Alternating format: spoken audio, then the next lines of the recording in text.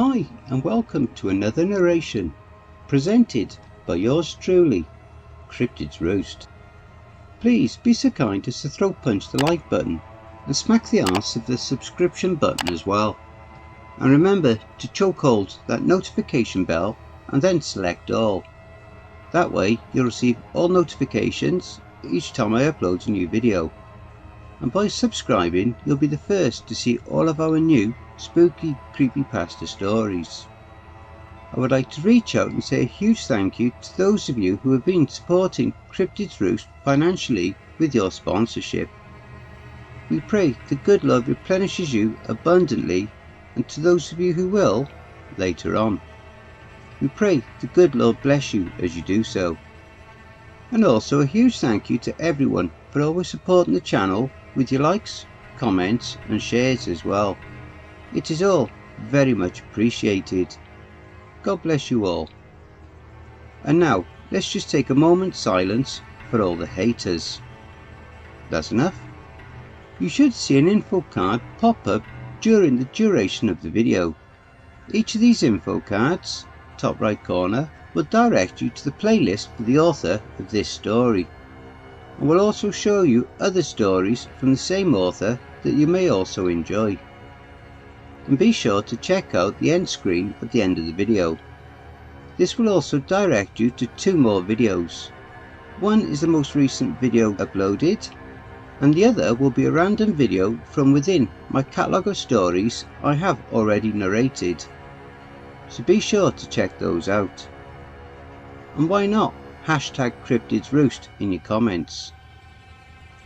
I would just like to say a very big thank you to all the authors that I have worked with, and all the ones that I will work with in the future. So, thank you all, my brothers and sisters. So grab your coffee, sit back and enjoy the show. And don't forget, where fear is, happiness is not. Less than nothing. This awesome story is written by crypticwander, a wonderful author over on Reddit. And if you would like to read more of his works, the Reddit link to his profile will be below in the description. The sun set quickly across the sky, casting a blood-red hue that only fall can give. The moon that rose in its place gave everything an otherworldly feel. Snaps of cold wind blew through the trees, shaking the dead leaves like a giant maraca. Skeletons, ghosts and all sorts of creatures happily skipped through the streets, swinging their bags of candy without a care. James envied these children as they celebrated Halloween, full of excitement and wonder as children should be. His son was not among them. "Soon," he whispered under his breath. He made his way towards the outskirts of town, passing by more children as they laughed and chattered. It served as a reminder of what he lost, stinging his heart again and again. Thankfully they began to thin out as he approached his destination. The wrought iron gate came into view, growling taller as he came closer. With the light of the moon he could make out the landscape beyond, as if it would try to hide from the world. It was a dreadful place. The silhouettes, both short and long, stood in odd intervals. Their imposing shadows stretched out across the grass, making him feel very unwelcome. As the moon climbed ever higher, he got to the cemetery gate. He could hear a dog barking off in the distance as he looked at the padlock that held fast a thick line of chain. It would be a sought-out destination for the older kids in town this night, so he wasn't too surprised to find it locked. He hoped to God there wouldn't be any here tonight. He needed to be alone, otherwise he might not have the chance. James made his way down the sidewalk, trying to find another way in. The bars of the fence eventually turned into a wall of stone and mortar. It was still high, but he leapt up and was able to grab a hold of the top. James wasn't completely out of shape, but even still he struggled to pull himself up. His feet scraped against the side and began to find purchase when he heard the excited talking coming a ways down the road. A group of teenagers were loudly going on about their evening as they made their way towards where he was. In a surge of desperation, he scraped the underside of his forearms as he finally made his way up and over the side. He landed hard on the ground, just missing a small marker that stood only a foot or two away from his head. He breathed a sigh of relief as the group of voices came and went, leaving James unnoticed. He got up, dusted himself off, and turned his gaze to the land of the dead. He knew the cemetery well enough, as it was only yesterday he said his goodbyes to his son at his funeral. At night, when the shadows took over, however, the entire place took on an alien appearance. The tree branches clacked together, adding to the odd sounds that rose in the distance. Some fear coursed through him as he took in the view. Taking another deep breath, he steeled himself for what was to come. He had to get this done, and nothing was going to stop him. He faced forward with his mind on his task, and walked between the stones with as much confidence as he could muster. Eventually he got his bearings when he saw the large paved road that had a shed at the turn. He made his way past and continued as the grade began to rise. Off in the distance there came a sound. A clacking from the road ahead of him that was rapidly coming closer. He didn't have a weapon of any kind, and he braced himself to kick whatever it was, then was surprised to find a large dog. It stopped a few feet away and gave a sad whimper. His heart nearly leapt out of his chest, and he once again composed himself. "Psst! Get lost!" he whispered harshly. It gave him a sideways look and walked off back towards the shack. James shook his head and continued on. Nearly at the crest of the hill, he looked off to the left and saw the large stone building his son lay in. He walked over to the stone steps, slowly going down to get a grip on his thoughts and feelings. It was a moment of reverence as happy memories of his boy came to mind. Those feelings then soured, and tears began to fall from his cheeks. Those thoughts turned to the ruined remains he was forced to look upon the day Nathan was found. His son walked home from school as he only lived 9 blocks away. When he never showed up, James called the police to report him missing, and it was a few days later his body was found. It was stuffed behind some bricks at a construction site outside of town. He was clearly murdered, and he was so horribly mutilated that James couldn't clearly identify him without dental records. Skin was slashed and torn, and his face had been caved in, most likely from a large chunk of bloody concrete found close by. It was a closed casket funeral, and having lost his wife to an aneurysm 5 years prior, the attendance was small. It was at the funeral that the odd man approached him. He was dressed in a large grey coat, and a wide brim hat sat atop a head full of grey hair. He seemed to keep to himself as Nathan's coffin was placed into his tomb. The entrance was sealed, and what few friends and family came began to shuffle out. Before long, it was just James and the man. James began to walk out as well, pulling out a pack of cigarettes to light one. He patted his pockets and sighed in annoyance that he had forgotten to bring a lighter. The man picked up on this and then approached, handing him a book of matches. "I am truly sorry for your loss," he said. Lost in his grief, James just gave a quick nod and thanked him as he sparked one of the sticks. "Always sad when a father outlives his child, but it doesn't have to be that way." "Please, I don't know who you are, but can you just leave?" replied James. In time I shall. However, first I must insist that you hear me out. There is a way for your son to come back. James creased his eyebrows at this. Clearly the man was insane, and his nonsense was quickly getting on his nerves. I think you better just go. Who are you anyway? What possible reason could you have for being at my son's funeral? Why, I am a friend, Mr. Monroe. You may call me Nick. I am offering you the chance of a lifetime. Tomorrow it will be Halloween, and the veil between the living and the dead will be at its thinnest. That is the only chance you will have. The instructions are here, on this card, Nick said, offering it to him between two gloved fingers. Follow these instructions precisely, and you can have your boy back. And I do mean precisely. James looked the purple card over and scoffed, letting it drop to the stone steps of the mausoleum. Again, I urge you, do them to the letter, or things could go horribly wrong.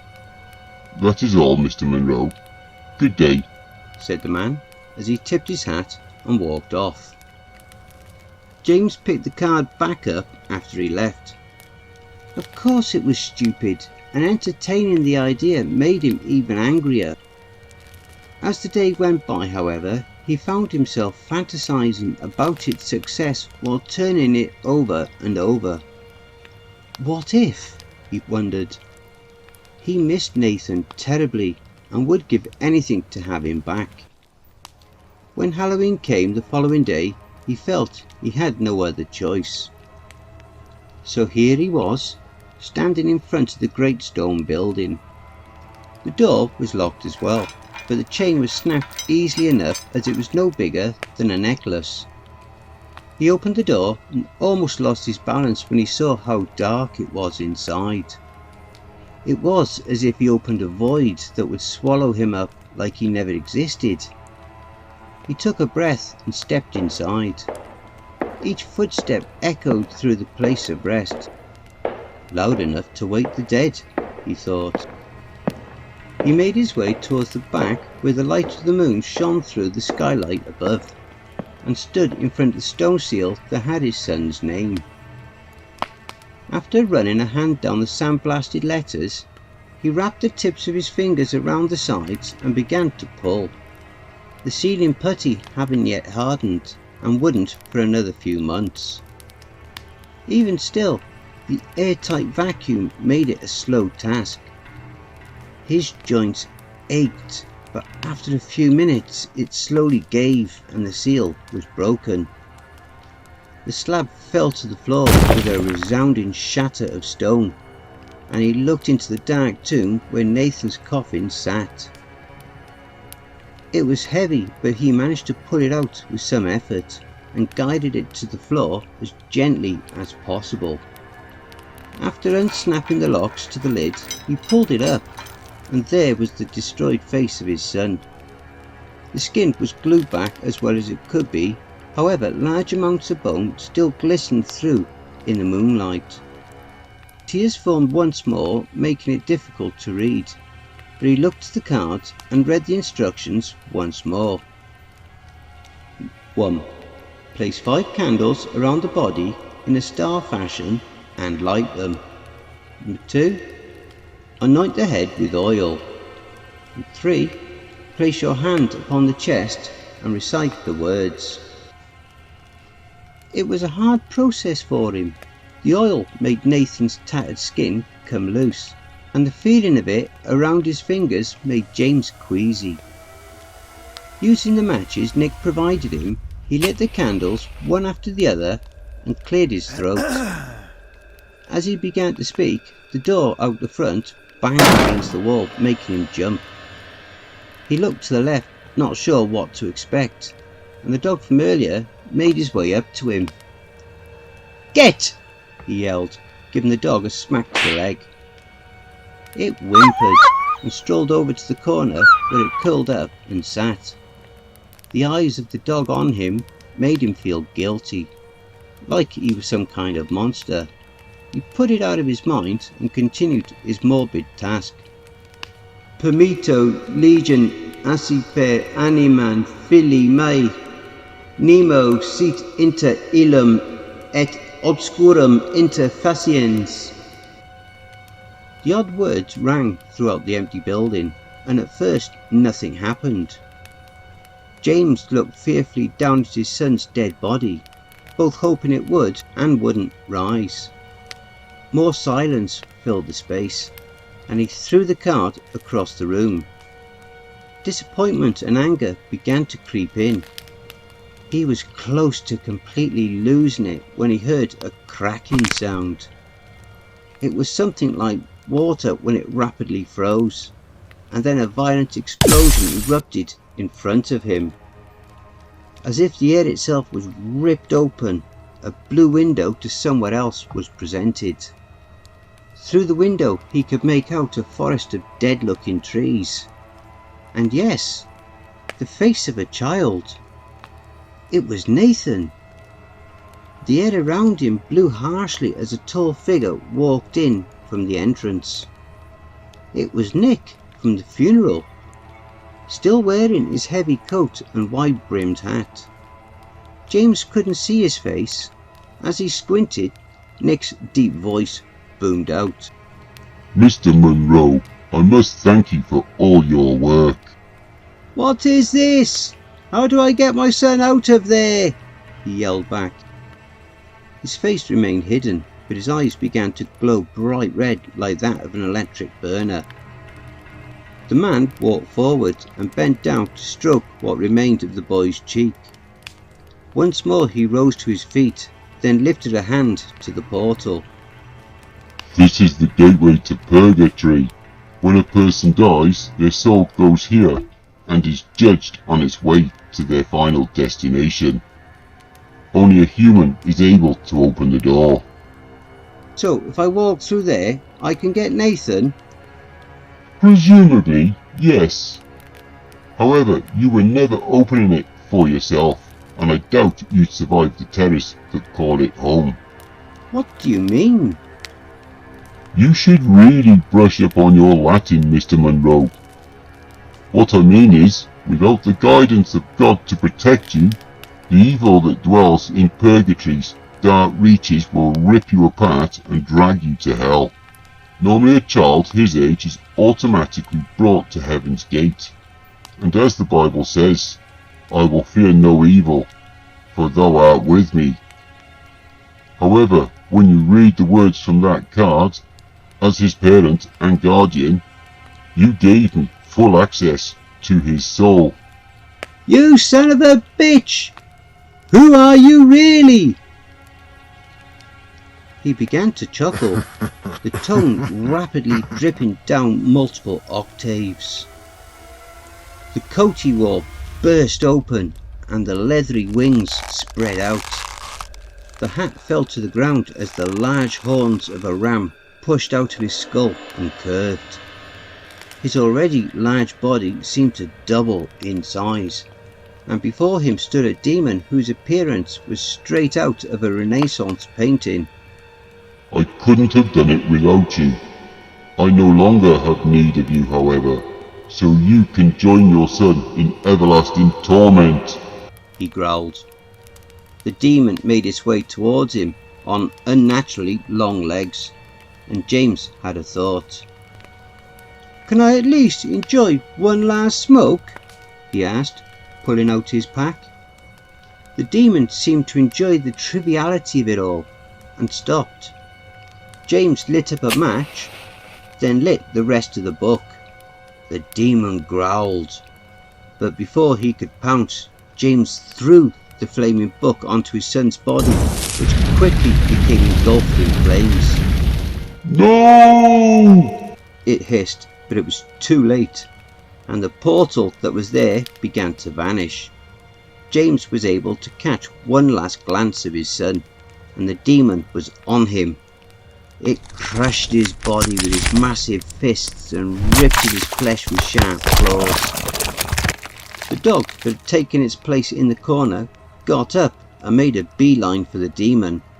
taking its forearm into its teeth.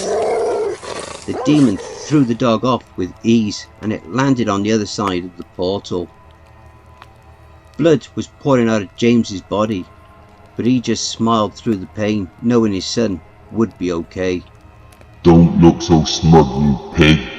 I might not be able to take him, but he still has no protection. There are many others that will happily rip him to pieces again and again. The light from his eyes faded, and James let out his final breath. Don't forget, if you enjoyed that story, be sure to pop over to the author's Reddit profile and drop them a line, or even give them a glowing review. I'm sure they really would appreciate it. The link to their Reddit profile will be below in the description. Please be so kind as to throat punch the like button and smack the ass of the subscription button as well. And remember to tap the notification bell and then select all. That way you'll receive all notifications each time I upload a new video. Oh, and don't forget to share the video far and wide. This will all help with YouTube's algorithm and will help to promote this channel more. And don't forget to check out the merch store. The link will be in the description and also in the video thumbnail. And if you would like an honourable mention, send in a snapshot of yourself with your purchase and I'll feature it in one of the videos. I now have my very own subreddit community where you can submit any stories you've written. You can submit your stories or encounters either there or send them to cryptidsroost@gmail.com. If you wish to remain anonymous, that's fine with me. All the links are below. I also have a Facebook group, Twitter, Reddit, and you'll also find me on Discord. If you would like to support this channel and help make it grow, my PayPal is paypal.me/cryptidsroost. Again, that will also be below.